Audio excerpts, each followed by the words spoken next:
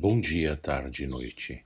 Vimos que a obra de Deus para nós é exatamente a mesma que a de Jesus, desde a criação até o seu ministério na terra, e será a mesma até o julgamento final, o qual Deus Pai confiou ao Deus Filho.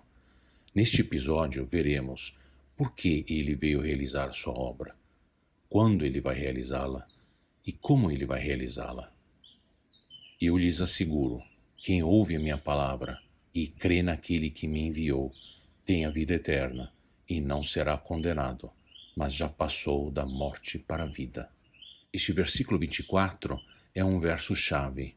Ele, numa frase, resume esta segunda sessão do Evangelho de João, que começa do capítulo 5 até o capítulo 10. Aliás, é um bom resumo do inteiro livro de João. Vamos revê-lo. Quem ouve a minha palavra e crê naquele que me enviou, tem a vida eterna e não será condenado, mas já passou da morte para a vida. Este versículo responde à pergunta: por que Jesus veio realizar sua obra? Diz que Jesus veio realizar sua obra para trazer vida eterna e nos salvar do julgamento.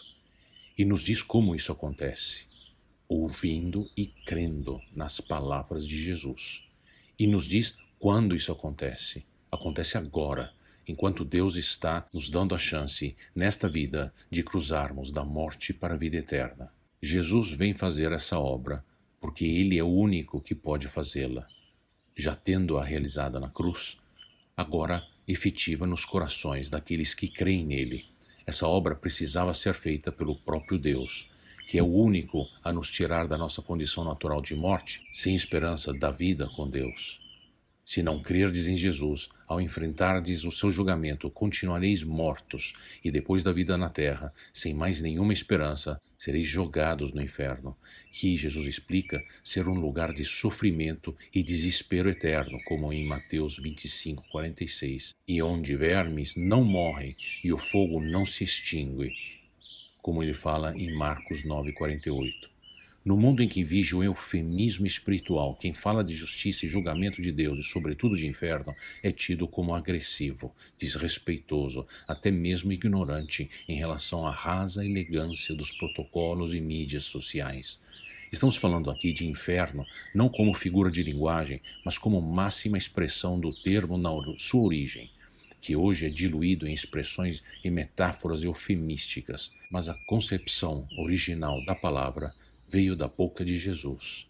Então vimos que o verso 24 diz que Jesus veio realizar sua obra para trazer vida eterna aos que creem e o seguirem, não conforme o próprio entendimento, mas segundo a palavra de Deus, e portanto salvar os crentes do julgamento que despachará ao inferno quem não crer e seguir Jesus. O verso 23 que vimos no episódio passado dizia que honrar Cristo é a mesma coisa que honrar a Deus. E a grande conclusão, junto com o versículo 24, é que Jesus é Deus e não honrá-lo é evidência do repúdio de Deus. Este repúdio caracteriza o estado de pecado, no qual estado se permanece, mesmo sendo pessoa decente e respeitável em relação a todas as outras pessoas e pensando sê-lo até em relação a Deus, quando se exibe autoconfiança e respeito a Deus, segundo os seus próprios olhos. Mas em pecado permanecerão todos que não honram o Filho aos olhos de Deus, segundo a sua palavra, e não conforme configuramos em nossa própria cabeça, para apaziguar a nossa consciência. Os que não ouvem a sua palavra e os que ouvem, mas não a seguem, não se dando conta da própria condição do pecado e, portanto, não se submetendo à salvação e senhoria de Jesus, permanecerão no pecado. E se permanecerão no pecado, sem serem salvos, irão mesmo para o inferno. Vamos parar para refletir uma vez por todas. Temos culpa no cartório com esse negócio de pecado? No cartório de Deus, absolutamente sim. Todos nós já nascemos não querendo honrar o Filho, preferindo honrar a nós mesmos. É por isso que estamos condenados diante de Deus.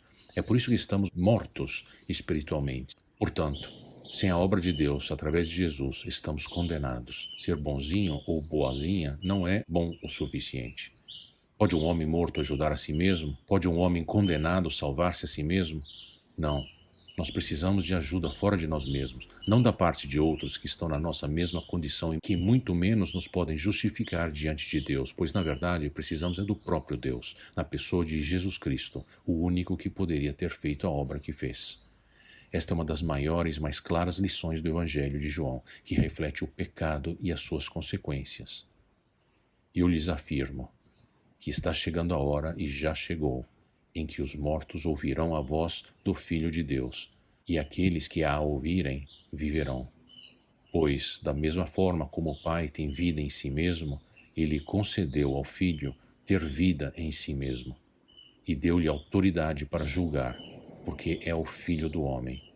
Não fiquem admirados com isto, pois está chegando a hora em que todos os que estiverem nos túmulos ouvirão a sua voz, e sairão os que fizerem o bem, ressuscitarão para a vida, e os que fizerem o mal ressuscitarão para serem condenados.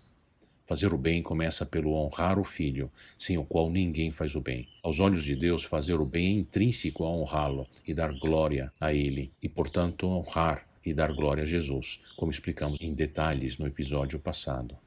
Já respondemos 2 perguntas. Qual é a obra que Jesus veio fazer e por que veio fazê-la?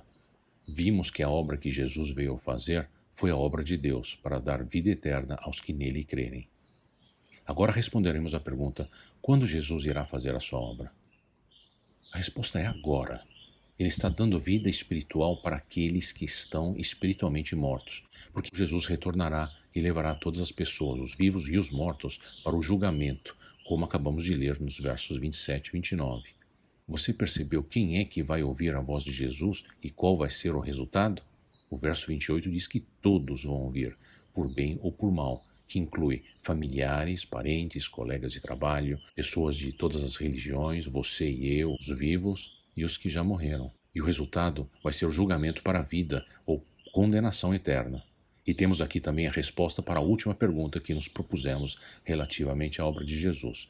Como é que ele realiza a sua obra? O verso 28 diz que ele a realiza através da sua palavra, pois aqueles que a ouvirem viverão. Jesus faz sua obra agora, pois a salvação nele você desfruta no momento em que se arrepende do seu estado de vaidade e se arrende a Deus para obter vida espiritual.